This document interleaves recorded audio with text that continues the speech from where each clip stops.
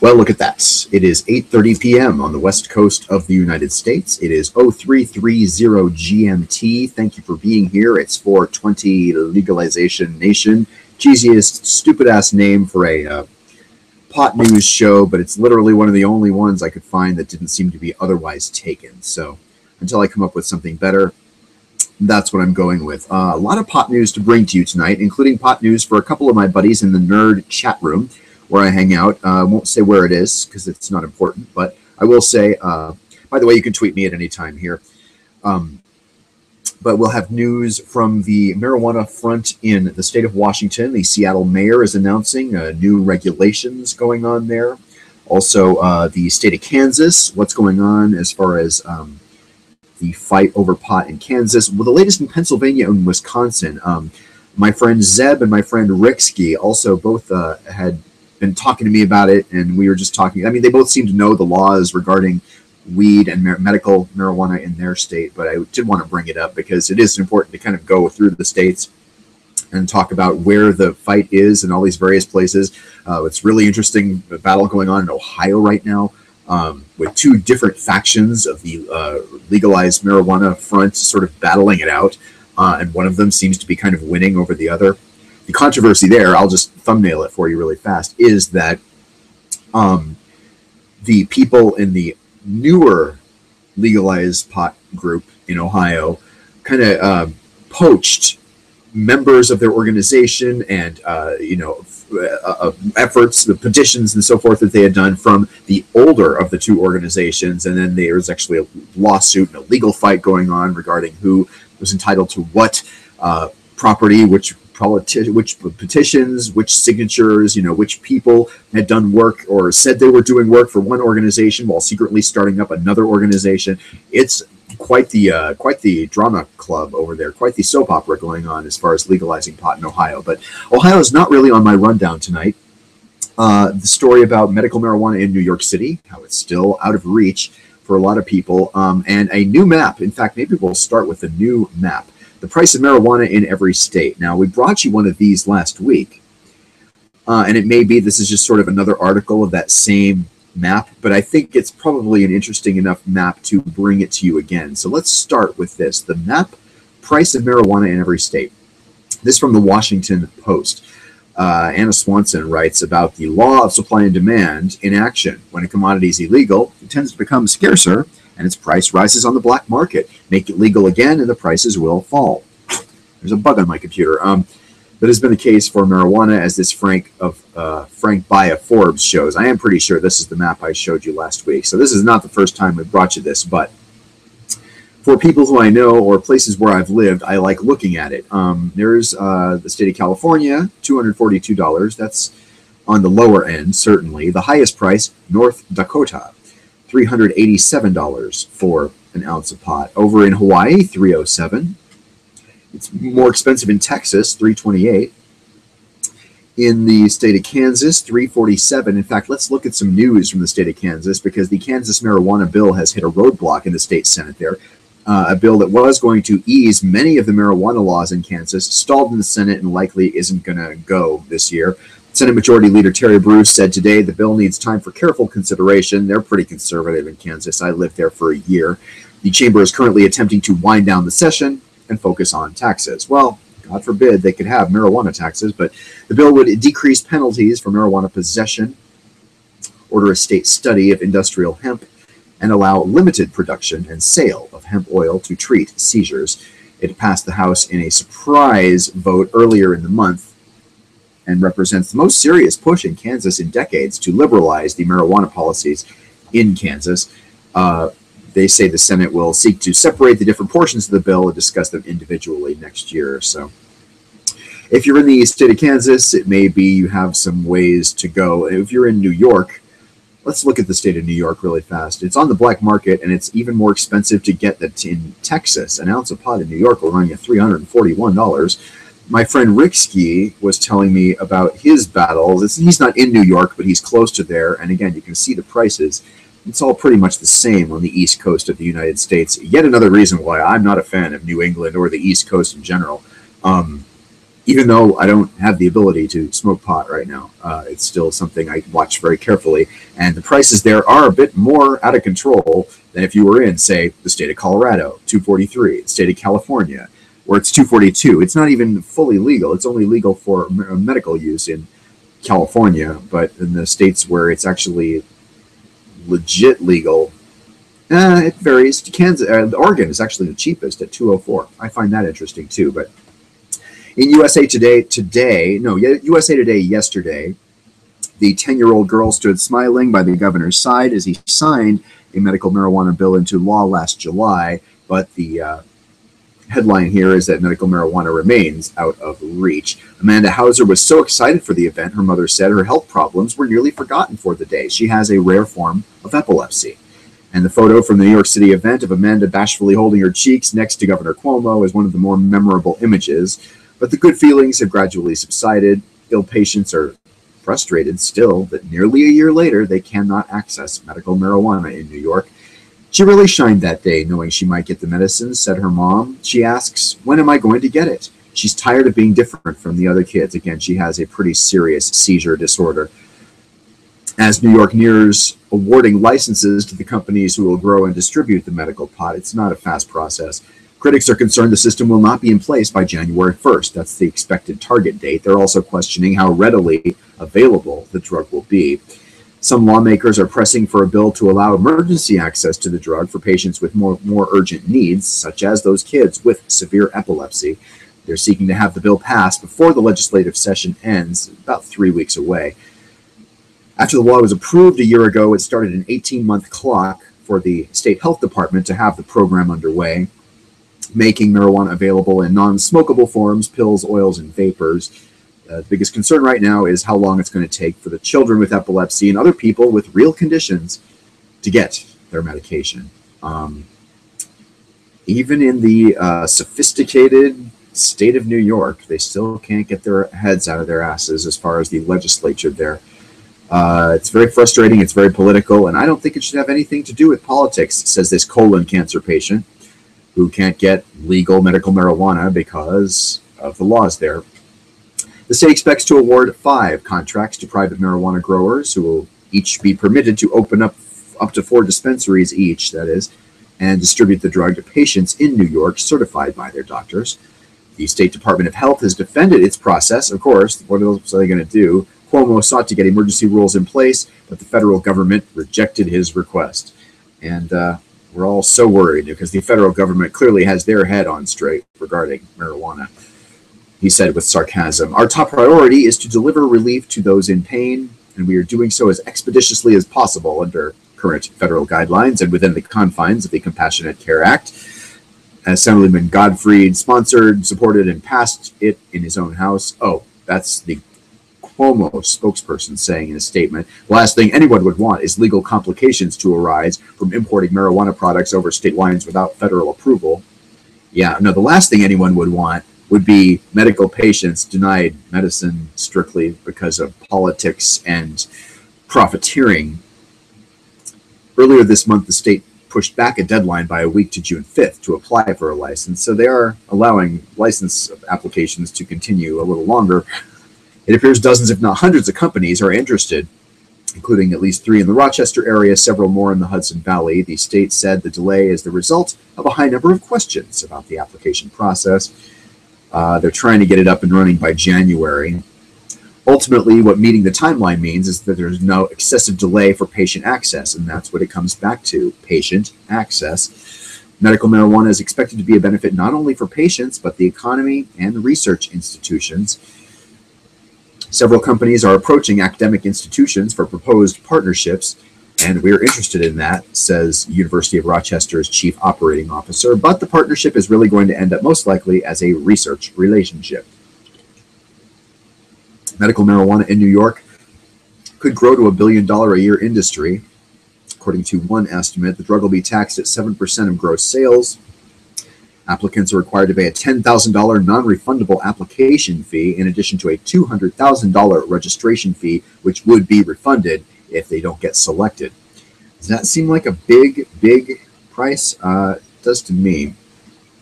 Capital requirements are pretty exorbitant, said this person, and they're taking a long-term view. There are companies that can do it, and you got to be rich in order to do it. Not only do you have to have the expertise to cultivate, you have to purchase the equipment to infuse the product and develop the products that are in conformity with the law. It's not just, it's not just about growing pot. In this case, it is about growing and producing the products that are within the law. You can't sell smokable marijuana, medical marijuana in New York. But for families of sick children, the medicine cannot arrive soon enough. In fact, in Western New York, yes, 3 children died over this past year as their families advocated for the drug to be available. And again, that one politician said the last thing we want is for there to be difficulties. What was that quote again? Let's scroll back up to it here and see that quote, just so we can make sure we see. Okay, this is the spokesman for Cuomo, Richard Azzopardi. The last thing anyone would want is legal complications to arise from importing marijuana products. God forbid we say that the last thing we want be the death of children who are afflicted with diseases that could be assisted or otherwise medicated with this material.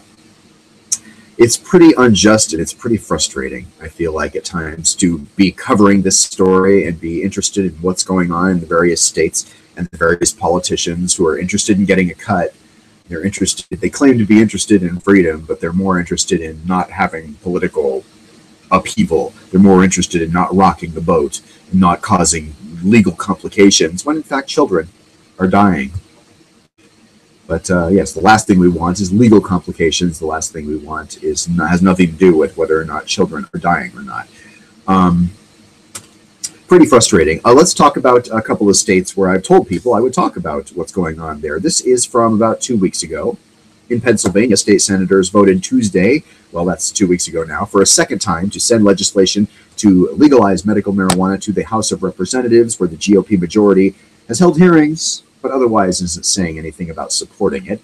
It's a 40-7 vote. It came 7 months after senators passed an earlier bill, which died in the House. So the state Senate in Pennsylvania seems to have its head straight, but the folks in the House of Representatives seem to have their heads up their asses. Every Democrat voted yes. 21 of 28 Republicans in the Senate voted yes, including the Senate President Pro Tem, Joe Scarnati, and the Senate Majority Leader, Jake Corman. Both of them are Republicans. Governor Tom Wolf, a Democrat who took office in January, supports the bill. However, leaders of the House Republican majority are not saying whether they'll support the Senate's approach or if they'll advance their own legislation. We have not looked at it, but we will once it gets here, said yet another politician, Republican, in the House in Pennsylvania. He also said many House Republicans believe the federal government should take the lead on the matter. The federal government has its head most far up its proverbial ass, considering it still classifies marijuana as a drug with no accepted medical use. That right there says the federal government should not take the lead on the matter. They're retards in the federal government. That's even offensive to people with mental retardation. Republican Senator Mike Fulmer shot back, the government should not stand in the way of a patient and his or her medicine. So not all the Republicans have their heads up their asses in Pennsylvania. Certainly a couple of them don't. I think it's a states' rights issue, as opposed to what the House Republicans say. The Senate Republicans think that the right of Pennsylvania to decide what they want to do and how to take care of their own sick people and how they want to allow their sick people to take control of their own health is tantamount. It's the most important. I guess you'd say it's paramount, wouldn't you? He says he believes necessary support does exist in the House to pass a bill, thanks to the same people who propelled the Senate's vote. The parents who believe a marijuana oil extract can help their seizure-racked children. Again, it's coming down to these poor kids with severe epilepsy. Sometimes, I've read reports on this a number of times now, hundreds of seizures a day. Think about that. If you sneezed hundreds of times a day, you wouldn't be able to get anything done. You'd be sneezing hundreds of times a day. It would be annoying, certainly. If you had seizures hundreds of times a day, I mean, the word debilitating is somehow short of the real truth in that sense. Like, it's absolutely, positively nonsense for these politicians to not be doing everything they can. Now, again, it sounds like in the Pennsylvania Senate, the vast majority of people, including the Republicans, by the way, who I've talked about before, many Republicans are into personal freedom. and not into kowtowing to the federal law because the federal law is holy. Many places around the country, including states like Oregon and Colorado and Washington, have said, fuck the federal law. California said it to a certain degree regarding medicinal marijuana. So did the state of Arizona, for that matter. But it's still not enough. Many places are still saying, oh, the federal law says it's illegal, so we can't have it. And then what are they saying? Instead of saying fuck the federal law, they're saying fuck the kids with epilepsy. And I think people who say fuck the kids with epilepsy ought to blow their own brains out immediately. They ought to run to the nearest bridge and jump off. They ought to kill themselves today. That is absolutely, positively one of the sleaziest, most horrific things, to say screw kids who need this medicine. The federal law is in place. That is just beyond unconscionable. And I mean, I would be angrier in my voice about it if I hadn't covered it repeatedly to the point where it no longer does any good to get angry. You know, all you can do is hope to approach it from an intellectual, college level kind of journalistic point of view, and hope that some people realize either the financial upside or the freedom upside or the helping sick people. There's a million upsides, but no, all they say is federal law, and then some of them talk about the kids. Oh, we got to protect the kids. Guess what? The kids can get it anyway. If you're raising your kids and communicating with your kids right, I mean, frankly, you should be more afraid of alcohol with your kids. Alcohol is much more deleterious to all kinds of things if, you know, taken to excess. Alcohol kills far more people. But no. We've had alcohol prohibition. We can't go back to that. And God forbid we legalize marijuana, because legalizing marijuana will send a wrong message to the kids that we're helping people with epileptic disorders, that we're helping people with severe pain, that we're helping. I covered his story last night. A veteran, a United States veteran. Yes, last night was Memorial Day. We covered the story of a veteran in the United States who has PTSD, and he's one of many. He's one of many, many veterans who fought for this country, came back from Afghanistan or Iraq or Pakistan or, you know, many of the places where our troops are, seeing the most horrific things. At times having gone through the most horrific things, whether an IED goes off and destroys one of their limbs or more than one of their limbs. The things that they've seen where they wake up screaming from nightmares. The inability to sleep in the first place. Even if you do get to sleep, past your insomnia, you're plagued with nightmares very often. The pain, the anxiety, the suicidal ideation. We've covered it over and over again on this very webcast. And it's horrifying to see that people are willing to say, screw all those people, federal laws are in place. That's more important.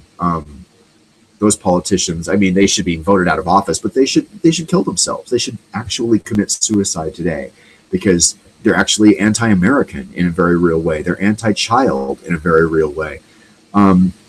Back to this article from the Cannabis about Pennsylvania. Looks like 36 states and Washington, D.C. have legalized some form of medical marijuana. Under the legislation passing Tuesday in Pennsylvania, a state board would be created to license it. This ridiculously stupid Senator Pat Vance, a former pediatric nurse who voted against the bill, says she suspects marijuana cannot do all the things people want it to do. We've covered that before as well. I know that's not what people want to hear, but those are the facts as I know it. And she talks about these sort of secondary side effects, like banks will not take money from the sale of medical marijuana, and pharmacists would be replaced by yet to be created dispensers. What kind of a qualification will the dispenser have? Well, I mean, asking these questions as though it's the first time it's even been raised, as though they are the first state, the pioneer state, to discuss medical marijuana. Guess what? It's been going successfully for a long time in some cases. These states have many of those answers. A couple of states have legalized it entirely for recreation for people 21 and older. California hasn't. Oregon, Washington, Colorado have. The District of Columbia has. But no, this former pediatric nurse, who must not be a very good nurse if she's not interested in, you know, helping kids get this extract, which, by the way, does not cause a high. That's the other thing people say about, people tend to forget, I mean, is that they extract these, not the cannabinoids, it's one of the other compounds from the medical marijuana, and take these pills or oils or other form of kind of a tincture. It's a very strange word, tincture.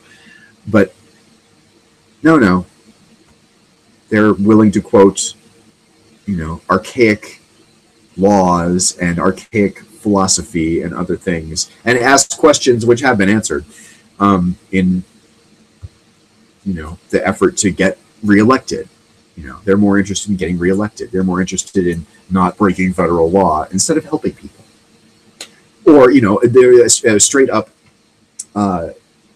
contradicting the scientific research that there is, and the sort of even if there's some anecdotal research as well. I think a lot of people have anecdotal research to a large degree, and that may or may not be scientifically valid. But to just throw out the research and throw your own anecdotes out there is also completely irrelevant and not interesting and pretty ridiculous. Let's look at the state of Wisconsin. Someone else I had spoken to said they were suddenly having pain and had hurt their muscle. I forget which muscle it was that they said. And this is from the Marijuana Policy Project website. The 2015-2016 legislative session is underway in Madison, Wisconsin. And legislation that seeks to tax and regulate marijuana, like alcohol, is the first marijuana policy-related bill out of the chute. Is there a date on this? April 14th, 2015 up here. So they've again, now this is not the first time for Wisconsin, but they would join states in recognizing that marijuana is safer for both consumers and non-consumers when it's tested, labeled, produced, and sold by regulated tax-paying businesses. So this is obviously sort of a pro website as opposed to a sort of unbiased journalistic report. This also discusses the legal status currently of marijuana in Wisconsin. An individual in Wisconsin convicted of mere possession of less than an ounce faces up to 6 months in jail and up to $1,000 in fines just for possession of less than an ounce. And it's that also is pretty sad. Let's turn to Hawaii. What's the price of weed in Hawaii? $307 for an ounce there. They're actually looking at a Maui Film Festival coming up at the Marijuana Counterculture. It's one of the subjects of the documentary at this Maui Film Festival coming up. Now, it's not the Maui marijuana counterculture or the Hawaii. In this case, the documentary is on the marijuana counterculture in Humboldt County. But it will be on the screen in Maui in June in the Maui Film Festival. It's called One Good Year, where they travel to the backwoods of Northern California, where 3 generations of pot farmers have built a thriving alternative culture. Looks like the screening comes following the passage of House Bill 321 in the Hawaii legislature, transmitted to the governor on May 7th, but still awaits his signature, veto, or passage without his signature. The bill allows for 8 dispensary licensees, and so on, with the application fee, the additional fee for each license approved, and an annual renewal fee. They'll be able to afford those once they're rolling. Under the bill, licensees may begin dispensing marijuana and manufacture products on July 15th of next year with the approval of the Hawaii Department of Health. House Speaker, I like this article, or this paragraph. House Speaker Joe Suki of Maui, who co-introduced the bill, said that while the legislature made medical marijuana use back in 2000, the law remained silent for 15 years on how patients could obtain the product if they or their caregivers were able to grow their own supply. So, again, that's interesting. The medical marijuana use was made legal in the year 2000, but they just didn't say anything about how to do it. They didn't really make many of the states you see legalizing marijuana instantly go to the next step, which is creating the infrastructure, creating a taxation bracket thing around it, so they can get paid. And I mean, rightfully so. It's not like they don't deserve to get a certain cut of the tax money. That's one of the big benefits to a state, is the tax money that comes along with it. Now, as we've seen on this very program, sometimes that can have unintended consequences. In Colorado, there's a big article we covered on this very show. It was not originally from this show, but it was an article from one of the major publications, I want to say maybe Forbes, about what happens when they legalize marijuana for recreational purposes, because many of the people who are already in the black market find the restrictions and the regulations so daunting, so severe, and so difficult, and the prices are so high, they would just rather stay in the illegal pot business and do it kind of the way they've always done it, which is illegally, the black market. So it's not as though even the states where it's fully legal for recreational purposes have done away with their black market. There's still a black market. The reason there is still a black market is because of the taxation. At some point coming up, we will look at the suggested tax implications. I believe in 2012, I produced a story in the state of California for my broadcast employer, where it was actually a review of what the financial benefits would be. That was just one of the. I profiled the financial benefits, the financial costs, who was for it, who was against it in the medical marijuana. Or no, this was the fully recreational legalization bill. It did not pass in the state of California. Obviously, it's still not legal for recreational use there in the state of California, but it was an interesting story because you're talking about hundreds of millions or billions of dollars in tax revenue that is going to be gotten. They're comparing it to the California wine industry, and when you look at the industrial hemp, they compare that to the California cotton industry. Not many people think about the California cotton industry, the fibers used to make products and textiles and clothes, whatever you want to call them, but the hemp fibers are, in fact, comparable to the cotton fibers, and if you're a cotton farmer, it may be possible that you're not liking that because hemp will put you out of business or certainly make it a lot more difficult. Okay, let's look at some of the other things. Ballot proposals for election. Rapid City, South Dakota. South Dakota, I hear you cry. How many people are in South Dakota in the first place? And what on earth could be relevant or interesting there? Well, it's a story we've seen a couple of times, and we're going to look at it here in Sioux Falls, South Dakota. One medical marijuana supporter hopes to begin gathering signatures within a month to put a proposal on the 2016 ballot to allow people with these serious medical conditions to use marijuana. Melissa Mentele, an activist from Emory, South Dakota, said that the ballot language, this, by the way, reported 5 hours ago, so this is from today. This activist said today the ballot language she's been working on is now under review at the state attorney general's office. She and other organizers need 13,000 signatures by November 8th to get the proposal on the ballot. She said she's attempting to help patients similar to herself. She suffers from reflex sympathetic dystrophy, who have medical debilitating conditions ranging from cancer to post-traumatic stress disorder. Pretty interesting.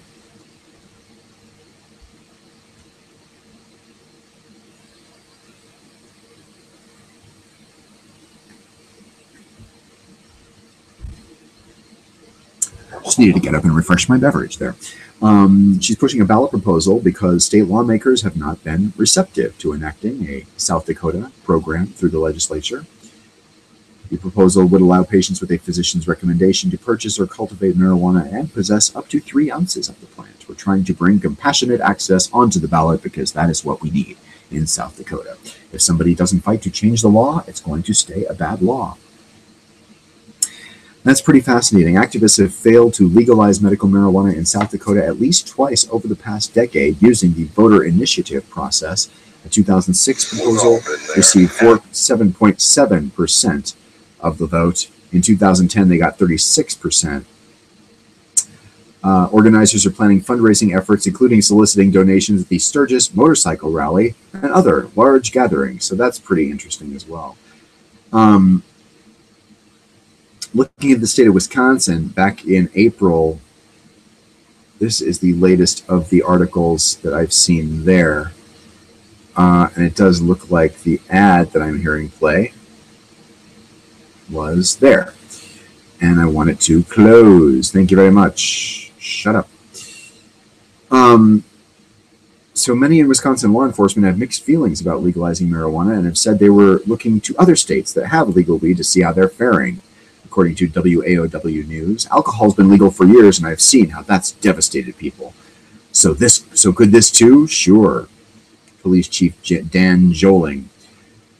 It doesn't take a lot to become a police chief, I don't think. There's many police chiefs I've heard of who are actually not well in the head.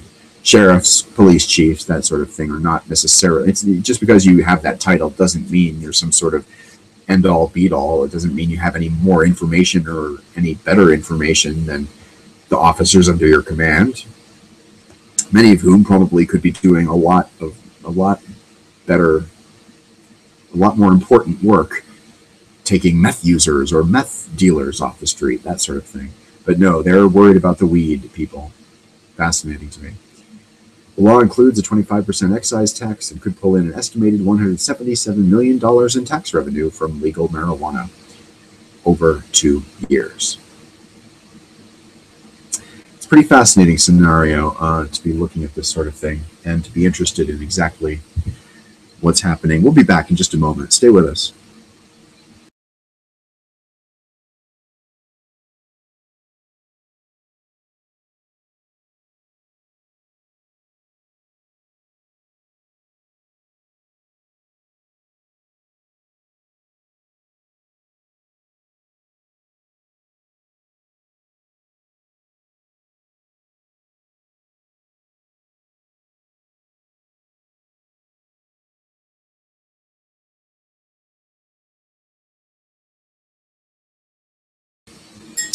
Alrighty, moving right along. You're watching 420 Legalization Nation. I'm your host, and we're just discussing the various issues and related things that are coming up regarding medical marijuana in various states. And one interesting thing, Lansing, Michigan. We talked about Wisconsin. I wanted to also talk about Michigan because there's an interesting article I saw come across the Newswire really just today, and it was a pretty fascinating one as well. From the Lansing State Journal. Hearing is set regarding marijuana, and this is a different medical application, apparently. Van Buren Township, Michigan. Lisa Smith says her son's behavior was dangerous. Hair pulling, kicks, punches, all related to his severe form of autism, but it began to change more than a year ago when he was given daily doses of oil extracted from marijuana. He's more focused, he's calmer. You can see a picture of the boy right there. He sleeps through the night. He has a better appetite. He's gaining weight, growing, as the young 6-year-old boy ought to. He's registered to use marijuana to control epileptic seizures. The effect on his autism was an unexpected benefit. Based on that success, she's now asking the state of Michigan to the list of conditions that qualify for medical marijuana. A public hearing is scheduled for Wednesday in Lansing. Let's look at the date. This is, again, from today. So this is, I guess, ahead of this hearing, which is scheduled for tomorrow in Lansing, Michigan. So we'll have to report back to you on exactly what is going to happen there, or what has happened as of 24 hours from now. A committee mostly comprised of health professionals will make a recommendation to the director of the Department of Licensing and Regulatory Affairs. I know parents who are desperate, she says. They're missing out on something that could enhance their child's life. A lot of children with autism don't have another qualifying condition like Noah does with epilepsy. Really fascinating. Since Michigan voters voted to approve it in 2008, it's been used to relieve the side effects of cancer, glaucoma, HIV, hepatitis C, other conditions. PTSD was the first edition a year ago. Nearly 200 people under 18, a tiny fraction of the total, are approved to use marijuana. Now again, this is not people getting high. This is using extracts of the marijuana to make certain symptoms for various neurological disorders either abate or completely go away. In 2013, the Medical Marijuana Review Panel voted against making autism eligible. This was 2 years ago. There was skepticism about the effectiveness and a concern about adding more children. The new effort seems more organized, and more doctors are willing to speak in favor, including the doctor, of course, Sweet Noah, who we saw on top, Dr. Harry Chugani from Children's Hospital of Michigan in Detroit.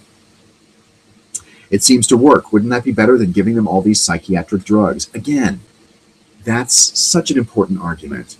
Okay, we have these medications, the medications that maybe give them tremors, that maybe reduce their ability to concentrate, that maybe kill their appetite, that might make them throw up. You know, there's a million side effects for a million medications on pharmaceutical level medication discussions that you can talk about. And this doctor is quoted as saying, "I, as a physician, would prefer to try medical marijuana. Not every autistic kid would take it, but if your behavior is wild and you have to be institutionalized, isn't taking an extract for marijuana better than institutionalizing a poor child who cannot be controlled in any other way, who cannot live, who cannot gain weight, who can, I mean..." This doctor continues to say, "I have at least 50 patients on multiple drugs and their behaviors are still not controlled." This is not me, some doofus journalist or former journalist or whatever I want to say who's saying this. This is Dr. Harry Tugani, the chief of pediatric neurology at Children's Hospital, Michigan, Detroit. The marijuana isn't smoked. It is strained and cooked, and the result is an oil taken by mouth. Other people say they see the change in this poor child. Recent commentary in a respected medical journal recommends a conservative approach. They say marijuana cannot be safely recommended for behavioral disorders because of a scarcity of data. Okay, well, there you have it. Why is there a scarcity of data? It's against the law. That's a bad substance. We can't study that. Marijuana is evil. The government says so. Well, except for these people for whom it produces results. You want to talk about evil? I've got evil for you. People who are against it strictly because of the lack of data, or like that there's a lack of data and thus use it in their argument. That's what I consider evil. At best, some might consider its use as a last line therapy. Fine. If it is a last resort, fine.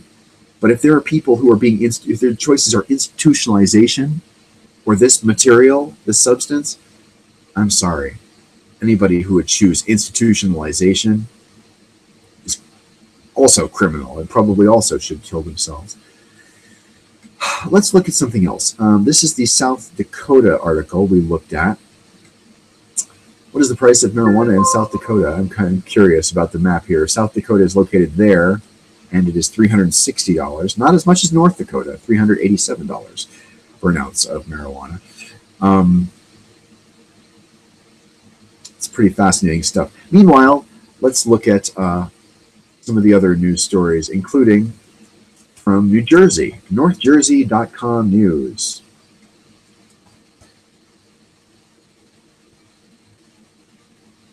Cresskill teen faces marijuana possession charge after house party. This is, again, about 3 hours old as I come to you on the night of Tuesday, the 26th. Luke Kushner, kind of an amusing last name given the topic at hand. He's an 18-year-old son of Nancy and David Kushner, and he's been charged with the possession of a small amount of marijuana following a party. Police went to the home after getting a complaint about the loud party. They found about 60 people, alcohol containers, bongs, and a bag containing marijuana. David Kushner, the former president of the Alpine Country Club, told police he was not home. He and his wife were charged earlier this month for stalking and harassment for allegedly sending threatening emails to Luke's basketball coach at Cresskill High School and to others in an attempt to force him out of his job. Okay, so his parents don't appear to be necessarily the most wonderful people. He apparently has resigned as the president of the Alpine Country Club, according to these other headlines, related headlines there. But back to the story. Luke hosted the party. He was charged with constructive possession of a clear Ziploc bag containing less than 50 grams of pot. A person can be charged with constructive possession regardless of whether or not he's actually holding it.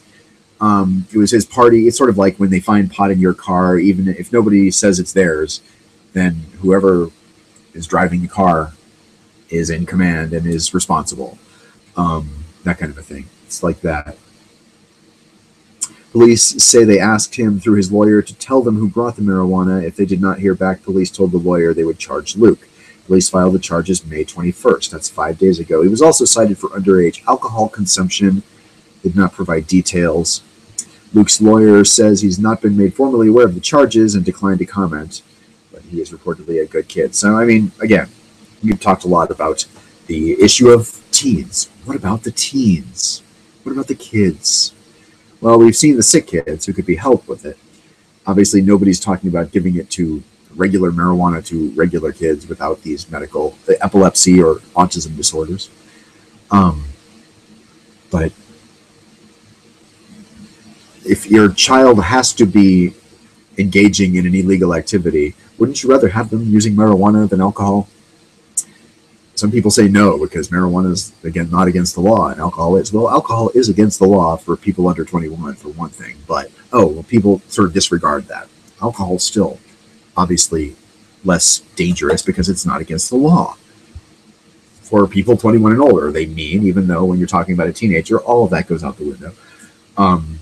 They seem to disregard the danger of alcohol, drinking alcohol when you're under the age of 25, I guess it is, roughly. They say the neurons don't stop sort of building networks until you're about 25 years old. That's when normal human neurological development finally sort of has reached its pinnacle, 25.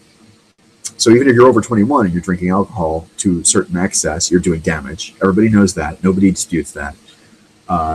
Drink enough beer, you're going to get a beer belly. Nobody talks about that. And I don't think anybody supports kids using marijuana, but if you have to have one or the other, I'm sorry, I think I know which it would be. It would be the substance that has not resulted in anybody overdosing. It would be the substance that doesn't result in aggressive behavior.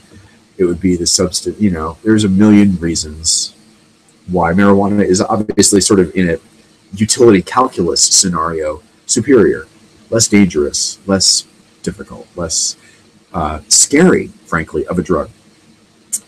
If you banned alcohol, people would riot. We saw that happen. But for some reason, the banning of marijuana is seen as not only legitimate, it's absolutely critical to our nation's whatever the hell. I don't even know what to call it. While we're talking about it, let's look at Seattle really fast. They have an interesting article on Cairo TV regarding new marijuana regulations from the Seattle mayor.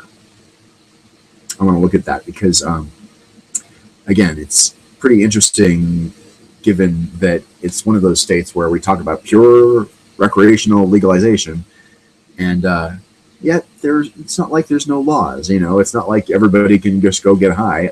There are still regulations, and it's still important to look at that. Washington State is overhauling its medical marijuana law, and they're planning to shutter dozens of dispensaries in the city of Seattle. Murray on Tuesday announced plans to require a new special business license for marijuana establishments akin to those required for taxi operators and for pawn shops. Under the mayor's plan, the businesses will be required to obtain the licenses by July of 2016, roughly a year away. But just as the state's new medical marijuana law gives priority in licensing to dispensaries that were going before January 2013, so does this proposal. Seattle officials say by their tally, 54 of the 99 medical marijuana storefronts in that area have been operating without a city business license. The office says those businesses won't be getting a special license and need to shut down. The rest will be allowed to remain open long enough to see if they wind up being permitted by the state. He says it's time to ensure everyone plays by the same rules. We're strengthening the recreational marijuana market and creating safer, more consistent access for those who rely on medicinal products. Let's see, this guy, John Davis of Northwest Patient Resource Center, doesn't sell to minors or people who just want to get high. The city has struggled to differentiate between the good players and the bad players, he says. This will give me a path to licensing. I've been doing this a long time. I've always followed the rules, and I've always wanted to be recognized by the system. I got to say, that sounds respectable. That sounds reasonable. Again, we talked briefly earlier in this show and extensively on earlier shows about the states where it is legal for recreational purposes for adults, yet there's still the big black market going on there. This is sort of, I guess, addressing that to a certain degree, and probably you got to wonder if the increased regulation will increase prices for the patients. You got to wonder if it will increase the black market. There's a bunch of questions, and these are kind of pioneering questions from the original states that have been doing this sort of legal operation. And again, fascinating topic of discussion. We're about to hit 45 minutes of discussion regarding medical marijuana and recreational marijuana and all things marijuana.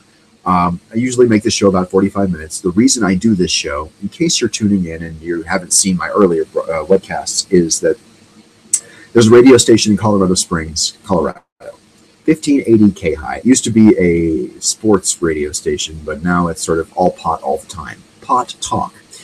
it's a great radio station. I like listening to it. I believe I have a place there. And I believe working on this program and delivering nightly updates regarding journalism, regarding the legal fight, regarding the personal stories of people who use medical marijuana or recreational marijuana, people who aren't destroyed by it, people who are helped by it in a legitimate sense, research, science, and all of the things in between.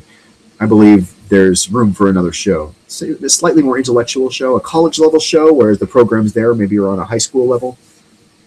The weed pimps and so forth. I mean, that's great, but I feel like maybe a slightly more intellectual approach could be also welcomed there instead of the generic kind of midday medical shows they seem to have. This would be a great addition. I think I'd be very well placed. And if you're a viewer of me here on this program, I would love it if you could drop the folks at 1580 K-High in Colorado Springs just a note on their Facebook page, or maybe send them an email. Their website is 1580 K-High. I believe it's letstalkpot.com. And I would love people to sort of start suggesting. I can't do it. I mean, obviously, anybody who talks about pot thinks they're going to be a pot talk show host. But if you think I do a good job, I would love for someone to maybe chime in over there at letstalkpot.com or 1580 K-High on Facebook and Twitter and say, hey, there's a guy, a journalist, a smart guy who ought to be part of your family. I would appreciate any assistance you could offer. In addition, join us in 23 hours for another edition of the 420 Legalization Nation. Good night. I said good